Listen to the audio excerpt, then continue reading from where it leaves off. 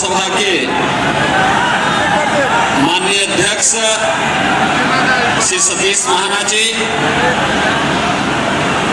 प्रदेश सरकार में मंत्रिमंडल के मेरे सहयोगी मंत्रीगण, श्रीमती नीलमा कटियार जी, श्री अभिजीत सिंह सांगा जी, श्रीमती सरोज कुरील जी, उपाध्यक्ष श्री देवेश कोड़ी जी और सांसद दलों के सभी पदाधिकारीगण भारी संख्या में घाटमपुर और पिठूर से उपस्थित, अकबरपुर लोकसभा क्षेत्र से जुड़े हुए मेरे सभी उपस्थित, कुष्मांडा देवी की कृपा और दुर्वासा ऋषि की तपोभूमि होने का सौभाग्य जिस पावन धरा को प्राप्त हुआ हो, अनेक स्वतंत्रता संग्राम सेनानी और क्रांतिकारियों को जिस धरा ने जन्म दिया हो, ऐसी पावन धरा को कोटि कोटि नमन करते हुए मैं आप सबका हृदय से अभिनंदन करता हूं, स्वागत करता हूं। 3 चरणों के चुनाव संपन्न हो गए हैं और चौथे चरण में आपको भी मतदान करना है। अब तक 400 पार। बहनों और भाइयों, फिर एक बार मोदी सरकार और अब की बार 400 पार के इस नारे ने ऐसा जादू किया कि विपक्षी दल चारों खाने चित्त हो गए और जब उनको कुछ नहीं उनकी समझ में आ रहा है, तब वे भारत के खिलाफ ही साजिश करने में लिप्त हो गए हैं। अब तक की तस्वीर स्पष्ट है। आपने कांग्रेस, समाजवादी पार्टी और अन्य दलों के नेताओं के बयान को पढ़ा होगा, उसको जाना होगा। चुनाव स्पष्ट हो चुका है। एक तरफ राम भक्त है और दूसरी तरफ राम द्रोही है। राम भक्त राष्ट्र भक्त भी है और इसीलिए तो देश के अंदर आवाज आ रही है कि जो राम को लाए हैं हम उनको लाएंगे।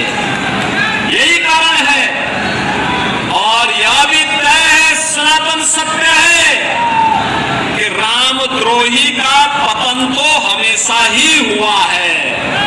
और बहनों और भाइयों, 2024 का ये लोकसभा चुनाव एक बार फिर से इस शाश्वत सत्य की पुष्टि करने वाला है जब 4 जून को परिणाम आएगा। और इसीलिए आप याद करिए आजादी की लड़ाई के उस कालखंड को, जब झांसी की रानी लक्ष्मीबाई ने अंग्रेजों के खिलाफ संघनाद किया था, तो यही पिठूर से अपना टोपे के नेतृत्व में सहायता वहां के लिए प्रारंभ हुई थी। बहनों और भाइयों, यहाँ के लोगों ने देश की आजादी को हमेशा प्राथमिकता दी और उसी प्राथमिकता को ध्यान में रखने के लिए ये चुनाव केवल चुनाव नहीं है, केवल सरकार बनाने का चुनाव नहीं है। ये चुनाव इस बात को भी साबित करने वाला है, एक करके दुनिया की सबसे बड़ी ताकत के रूप में स्थापित करना है। राम भक्त जहां इस ओर लगे हैं, वही रामद्रोही आपस में लड़ाने की साजिश कर रहे हैं। पहले जाति के नाम पे लड़ाएंगे, फिर क्षेत्र और भाषा के नाम पर लड़ाएंगे, आतंकवादियों को महिमा मंडन करेंगे, माफिया और अपराधियों को अपने गले का हार ये लोग बनाएंगे और फिर इसके बाद अनुसूचित जाति, जनजाति और पिछड़ी जाति के हकों पर कहेंगे तो आपस में ही लड़ रहे हैं। जब तक इनका मामला ठीक नहीं होता तब तक इनके अधिकारों को हम अल्पसंख्यकों को दे देते हैं और यह काम कांग्रेस तो यूपीए गवर्नमेंट के समय कर चुकी है। याद करिए, जब कांग्रेस की 2004 से लेकर 2014 तक सरकार थी, समाजवादी पार्टी और बहुजन समाजवादी पार्टी बिना मांगे उन्हें समर्थन कर रही थी। अब उन्होंने एक प्रयास किया था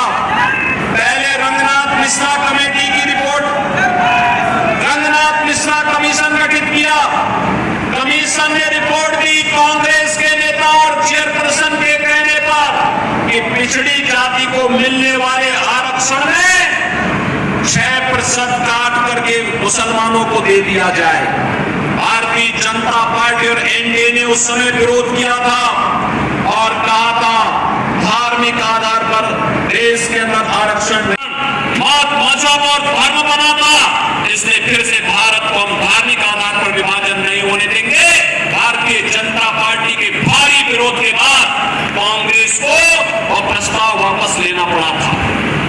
और भाइयों, फिर इन्होंने सच्चर कमेटी की रिपोर्ट, सच्चर कमेटी का एक कमीशन गठित किया। जस्टिस राजेंद्र सच्चर ने भी रिपोर्ट दी कि भैया धार्मिक आधार पर मुसलमानों को आरक्षण नहीं दे सकते। तो कांग्रेस की साजिश का क्या था कि अनुसूचित जाति और जनजाति को मिलने वाले आरक्षण में हिस्सा काटने के लिए इन लोगों ने उस समय क्या किया, कहा कि मुसलमानों की कुछ जाति को SC ST में शामिल कर दिया जाए।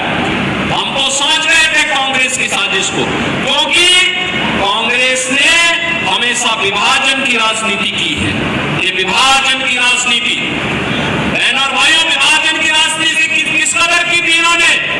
ये विभाजन की राजनीति आपसे किसी से छुपावा नहीं है। देश का बंटवारा किया इन्होंने लगातार, देश के अलग अलग। और जब भारतीय जनता पार्टी ने विरोध किया तब जाकर के सच्चर कमेटी की रिपोर्ट भी लागू नहीं हो पाई। अब कांग्रेस उसे फिर से लागू करना चाहती है और इसलिए उसने अपने मैनिफेस्टो में कहा है कि हम इस प्रकार के आरक्षण को देने का प्रावधान करेंगे। बहनों और भाइयों, कल आपने इंडी गठबंधन के एक महत्वपूर्ण नेता के बयान को पढ़ा होगा, जिसमें उसने कहा है कि मुसलमानों को आरक्षण देंगे। कहा है ना?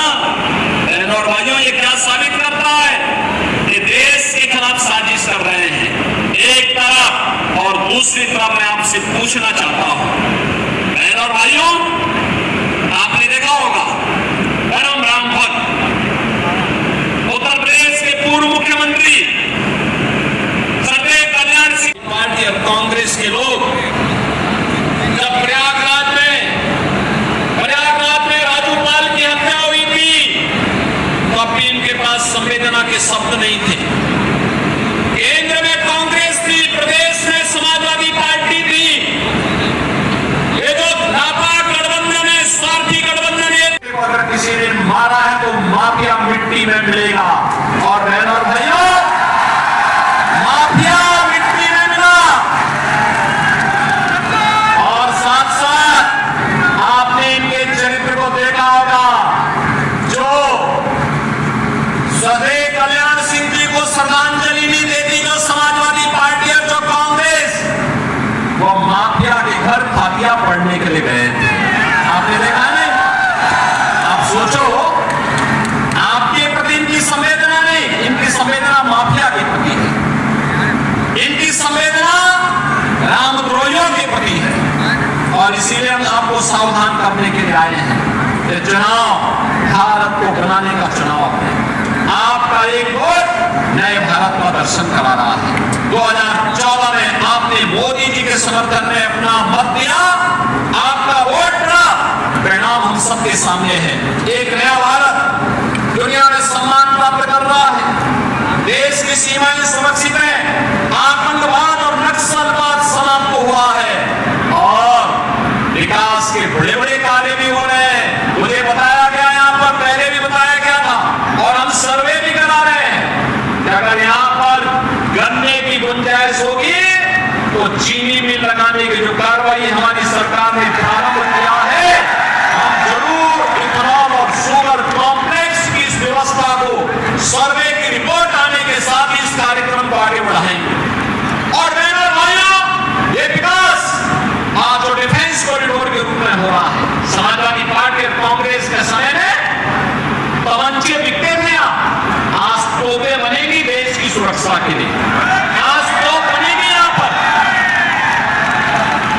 महाराज जी उस समय उद्योग मंत्री थे जब डिफेंस कॉरिडोर का हम लोगों ने शिलान्यास कराया था प्रधानमंत्री जी से। आज यहाँ पर बनी हुई तोप जब सीमा पर गरजेगी तो का भी नाम उसमें आएगा, उत्तर प्रदेश का भी नाम आएगा।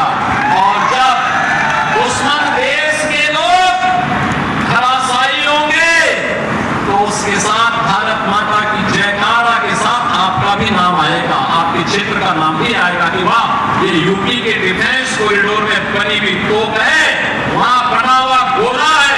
अभी पिछले दिनों तो मैं आया था ना आपके यहाँ पे, एक कारखाने का उद्घाटन करने के लिए आया था यहाँ कानपुर में, और उस समय हम लोगों ने यहाँ पे जो गोला बारूद तैयार होता है, आज वो केवल भारत के लिए नहीं दुनिया को जा रहा है, कानपुर में बना हुआ गोला बारूद। और बहनों और भाइयों, ये केवल भाजपा कर सकती है। और गरीब कल्याणकारी की बात तो क्या, कितनी योजनाएं बनी, राशन फ्री, उपचार फ्री, बेटी की शादी के लिए पैसा दिया जा रहा है, बेटी के जन्म लेने से लेकर के स्नातकता की पढ़ाई फ्री, उस वर्ग से अनुदान भी देने की व्यवस्था कर दी गई है।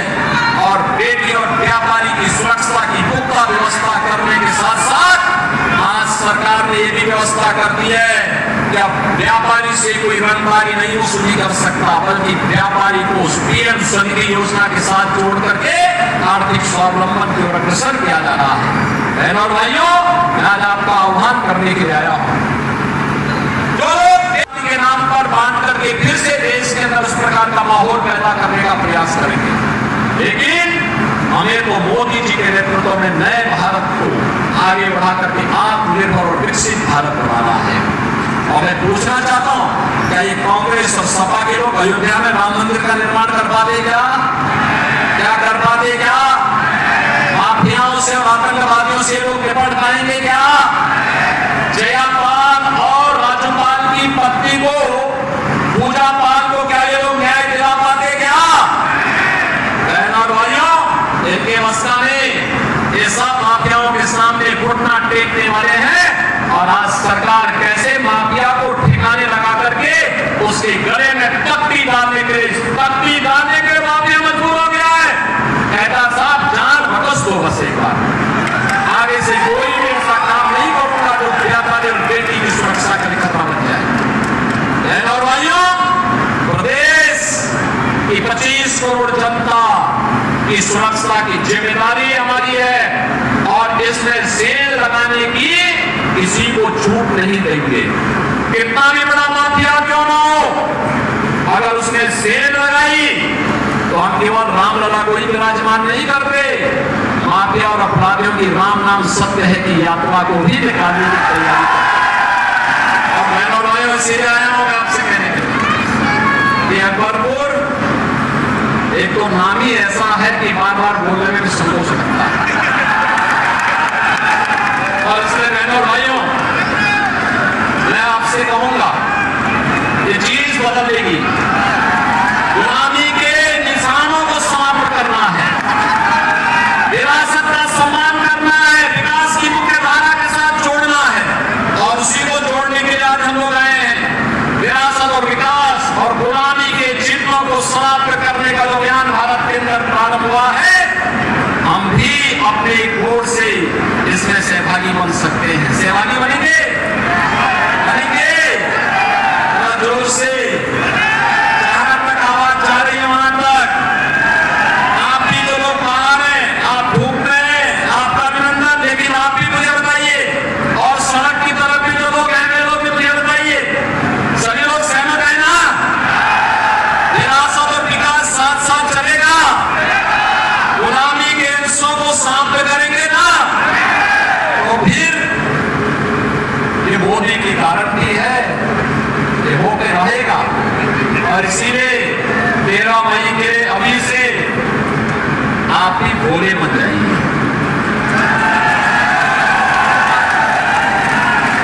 मोदी जी का प्रतिनिधि बन जाइए, घर घर जाइए, घर घर जाइए, लोगों को बताइए कि आपका कमल चुनाव चिन्ह पर पड़ने वाला वोट मोदी जी के खाते में जाएगा। विकसित और आत्मनिर्भर भारत के निर्माण का मार्ग प्रशस्त करेगा।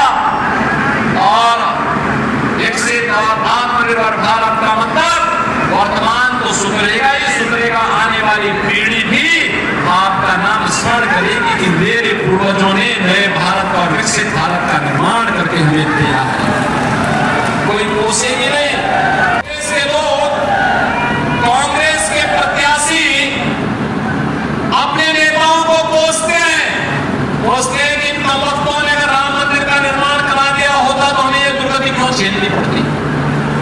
यही बोलते हैं। कांग्रेस के प्रत्याशी अपने नेताओं को कोसते हैं, कहते हैं कि अगर इन्होंने आतंकवाद और नक्सलवाद का समाधान कर दिया होता तो देश के अंदर जो माहौल आज है ये माहौल उस समय भी देखने को मिल रहा होता। लेकिन बहनों और भाइयों, ये तो करने की इच्छा शक्ति पर निर्भर करता है। ये काम मोदी जी के नेतृत्व में होना है, श्रेय आपको मिलना है। इसलिए मैं आप सबका आह्वान करूंगा 13 मई को कमल चुनाव चिन्ह पर से देवेंद्र सिंह घोरे जी को भारी बहुमत से विजयी बनाने की अपील करने के लिए हम लोग आए हैं।